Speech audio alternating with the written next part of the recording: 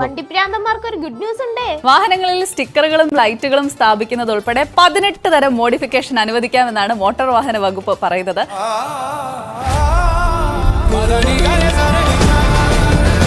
ഏതൊക്കെ മോഡിഫിക്കേഷൻസ് അനുവദിക്കാം എന്നത് കൃത്യമായി പഠിച്ച് മോട്ടോർ വാഹന വകുപ്പ് ഒരു റിപ്പോർട്ട് തയ്യാറാക്കിയിട്ടുണ്ട്.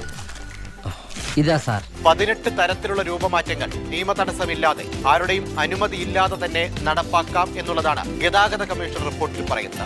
ഇനിയാണ് ഞങ്ങൾ വണ്ടിപ്രാന്തന്മാരെ ഷോ വണ്ടി പണി നമുക്ക് സെറ്റ് ആക്കണം. ഈ നാട്ടിൽ ഇങ്ങനെ കാർ നമുക്ക് മാത്രമേ കാണാം. നീ മോഡിഫിക്കേഷൻ ലിസ്റ്റ് ഒന്ന് വായിച്ചേ.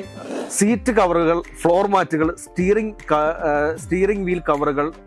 അതല്ല മോഡിഫിക്കേഷൻ എന്താണെന്ന് വായിര്. Steering wheel കവറോടാ. പിന്നെ ലൈറ്റ് എത്തിക്കാൻ സ്പീക്കറിൽ പാട്ട് കേൾക്കാം. ഇതൊക്കെയാണോ മോഡിഫിക്കേഷൻ? ക്രോം ഗാർണിഷ്, ഡോർ വൈസറുകൾ, മഡ് ഫ്ലാപ്പുകൾ എന്നിവ അനുമതിയില്ലാതെ മാറ്റി ഉപയോഗിക്കും. 5 പേർക്ക് ഇരിക്കാൻ പറ്റുന്ന കാറാണ്. മനുഷ്യന്മാർക്ക് പറ്റുന്ന എന്തെങ്കിലും പറ. ഇതെന്തോ ഈ പറയുന്നത്? ഇതൊക്കെ എന്താ?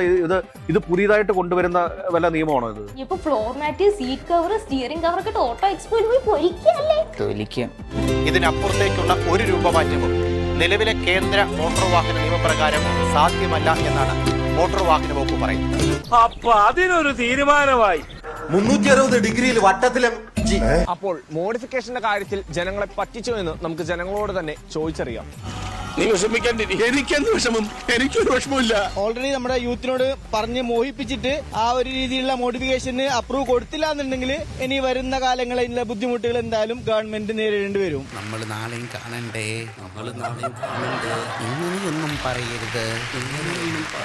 ഈ ലോകത്ത് എല്ലാ വണ്ടിപ്രാന്തന്മാരുടെ ഒരു ആഗ്രഹമാണ് വണ്ടി മോഡിഫിക്കേഷൻ ചെയ്യണം എന്നുള്ളത്. അതിപ്പോ ഓൾറെഡി അവർ പറഞ്ഞ് നമ്മളെ പറ്റിച്ചല്ലോ. ഇപ്പൊ ചേട്ടൻ പറഞ്ഞു വരുന്നത് വണ്ടിപ്രാന്തന്മാരെ മൊത്തത്തിൽ നമ്മുടെ എല്ലാവരുടെ ആഗ്രഹമല്ലായിരുന്നു. അപ്പൊ അവര് ജയിച്ച് കയറി കഴിഞ്ഞപ്പോ നമുക്കിപ്പോ ഒന്നുമില്ല. അവര് നമ്മളെ പറ്റിച്ച് കളഞ്ഞു. ഉള്ളിൽ സങ്കടം ഉണ്ട് കേട്ടോ. ഉള്ളിൽ സങ്കടം ഉണ്ട് കേട്ടോ. ഇങ്ങനെയൊന്നും പറയരുത്.